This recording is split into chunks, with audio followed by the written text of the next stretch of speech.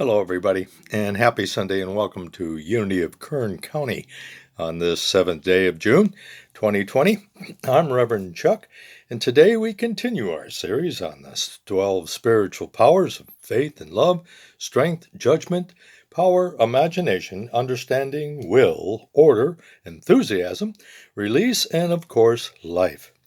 And if you have any questions at any time about these 12 powers, you may contact me on Facebook or email me at revchuckunity@yahoo.com. And of course, before we begin each Sunday, I like to pray the Charles Fillmore prayer, so please join me. I am now in the presence of pure being and immersed in the Holy Spirit of life, love, and wisdom. I acknowledge your presence and power, O blessed Spirit. In your divine wisdom, now erase my mortal limitations, and from your pure substance of love, bring into manifestation my world according to your perfect law. So it is. Well, today we continue our journey on the 12 powers, and this one we are talking about strength. And the disciple that represents strength, of course, is Andrew. Now we've looked at faith, represented by Peter, and love, represented by John. And it's interesting to note that Peter and Andrew were brothers, and they were the first two disciples chosen by Jesus. So what does that say about having faith and having strength? Well, they create the foundation from which Spirit can bring forth and create an abundant life for anyone who wishes to bring these two to bear, so that peace and order, understanding, harmony, and goodwill, those things taught by the great Master, Jesus. So, when you hear the word strength, what comes to mind? What images do you have pop up for you? I know for many people, the idea of strength means, a type of force, a type of pressure, sometimes even stubbornness. It conjures up images of having a strong army or good, strong locks, or even jails for that matter. How about strong muscles too? Humanity and ego has been using strength to see and prove who is faster, better, stronger, both individually and collectively as a tribe or country. And of course, this has often resulted in conflict, insults, disagreements for centuries. Now, strength is our God-giving power. However, when it's used by ego, it tends to undermine that power of strength to do good in the world and to be a blessing. Spiritual strength comes from within ourselves, from that very center of our Christ presence. And when we call upon it, it will produce a sense of quietness and inner confidence, poise, and ability to maintain and keep peace. And knowing that we are able to forgive, we are able to love, and we're able to love our neighbors as ourselves. Negotiation instead of retaliation. The strength Jesus taught and expressed in his own life wasn't about how strong Israel was. In fact, his message was about finding the strength within oneself, the strength to love God, the strength to believe that it is our Father's good pleasure to give us the kingdom. He taught that peace and love and understanding and goodwill towards all was part of that inner strength. And it was suggested that he used this divine power and connection that he had with God to bring wrath upon Rome and destroy her armies and to bring Israel back to its former glory. And he said, nope, that's not what it's about, because God doesn't want that. It is a divine power used spiritually. It is a power that is used to build up and not tear down, to create instead of destroy. And so I'm here to build, not to destroy. Jesus was about teaching humanity how to use that spiritual power in a non-violent defense of those who would use their strength through the power of ego to manipulate and to bend people to their will. Love your enemies, as he taught. So in our day and age, we can see this action by those who have expressed that kind of spiritual strength in the world, in the personages of Gandhi, Rosa Parks, Nelson Mandela, Martin Luther King Jr., and Dalai Lama, to name just a few. As I've taught before and shared with you, David and Gay Williamson, in their work, The 12 Powers in You, write a lot about these 12 powers that we have. And so I'm going to share with you what they've written about the power of strength. The use of our spiritual strength shows up in our lives as patience, tolerance, and steadfastness. Spiritual strength is patience, is a calm, centered endurance that creates courage to meet any situation with inner strength so that one can act from that strength. Spiritual strength is tolerance, allows us to be fair and open and just with those with whom we do not agree. It's a kind of strength that sees diversity as a blessing and not something to be fearful of. It gives us the ability, to respect others and offers us the opportunity to become partners in creating a greater good for all concerned. And thirdly, spiritual strength is steadfastness, is our ability to step aside and let our higher power, that Christ within, the Lord of our being, the presence of God, to be at the head of our lives. It is our ability to stay centered and focused that God is in charge as we let go, and instead of ego's attempt to focus us, we continue to move forward, holding to the truth that God knows our needs before we even ask, and that we are, through that strength, able to hang in there and stick with it. It is written in 1 Chronicles 28:20, "Be strong and be good courage. Fear not, be not dismayed, for the Lord your God is with you." I like that. God is with you, no matter what. Now, I've talked about ego and quite a bit, and just to let you know how I understand ego and how it works in the human condition, I go back to a time when I first took a seminar on the powers that we have.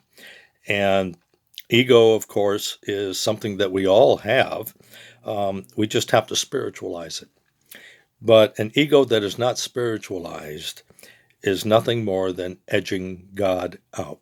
EGO, edging God out. And only when ego is placed under the direction of spirit are we truly free to break that constant babble that goes on in our minds. Now, we've all heard the story of Jesus starting his ministry and the temptations that he had. Now, in Jesus' day, there was no knowledge of this thing called ego in the human condition. In fact, those things that would lead one astray, those things that would destroy and create hate and all kinds of dismay in one's life, was given over to this idea of Satan.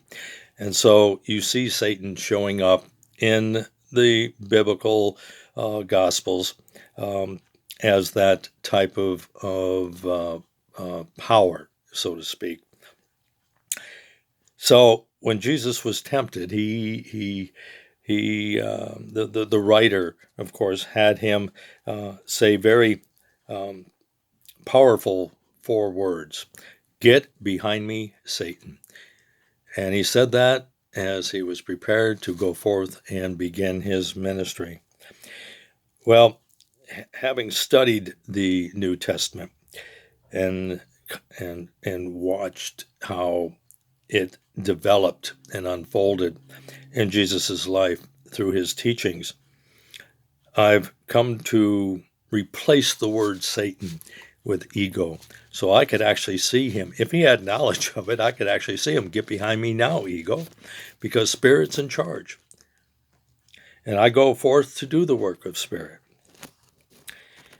And so that is something that we can all do, because we've all been tempted. When we start a new venture, we start doing something that will change our lives for the better. How many of us have said to ourselves, have heard people say, but what if I fail? What if it's not for me? Is it really possible? But I have second thoughts. Other people have done it, but it's not for me. This is ego's attempt to keep us controlled so that we don't have that opportunity to go forth and visualize and realize the strength that we do have to accomplish our dreams, our aspirations, our goals. David and Gay continue to tell us that our spiritual power of strength has to be watched. For if we misuse our strength and often find ourselves expressing anger, fear, jealousy, distrust, envy, and hatred towards others, wanting retaliation.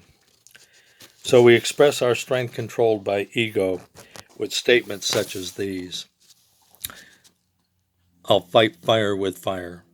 She doesn't know with whom she's dealing, but I'll show her. I'll fix him. I can't stand him or her. Just wait till I get my hands on him or her. They can't get away with that. I'll show them who's boss. These and other statements like them have been used time and time again by ego to show human strength in the human condition. And so we have to learn to let that go. All these and many more are ego's attempt to reignite the old way of doing business under a very judgmental and jealous idea of God, for an eye and a tooth for a tooth. That type of action and justification sanctioned genocide in the Old Testament. This is not the God of Jesus. And if we are able to be disciples and express spiritual strength in our lives, then we need to put ego behind us. The Williamsons share 4 ways in which we can begin that process of putting ego behind us, to let the Christ presence actually lead so that we may use that spiritual strength that we have. Number 1, the use of non-resistance. Non-resistance is a very positive quality. It's your way in which you can control your thinking and act in any situation. As your strength is put under the direction of your Christ presence, you become poised, calm, serene, knowing that God's in charge and not ego. 2, the use of relaxation. When you use the art of relaxation, doing tasks and assignments and duties, you can find yourself with less stress and tension. Taking short breaks from time to time increases productivity and gives you a greater endurance to accomplish what that is yours to do.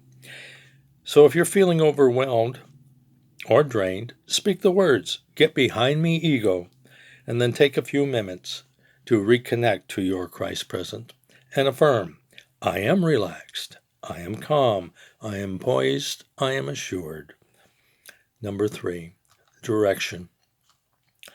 Direct your thoughts and energy in positive ways by encouraging fairness, respect, and acceptance in all activities and actions under your guidance and control. And 4, embrace the resulting experience, because that's what it all boils down to, experiencing the ability to bring about change in your life using spiritual strength. Embrace the results of using that strength as it permeates your entire being and the life you've chosen to live. Let it manifest as increased stableness, steadfastness of purpose in your life and your decisions. Again, affirm daily, I am receptive to God's strength and receive it abundantly to do the work that is mine to do. So we all have that opportunity. I invite you to go forth and do just that. And I want to thank you for joining me today. I pray this lesson could be of help to you or a loved one, and I invite you to join me next week when we apply the spiritual power of wisdom in our lives and to see how it affects our ability, as Jesus pointed out, to judge a righteous judgment. And I also wish to thank all of you that follow me on YouTube and Facebook at Unity of Kern County, and for the financial support you have given this ministry. So until next time, God bless you, dear friends, and have a great week.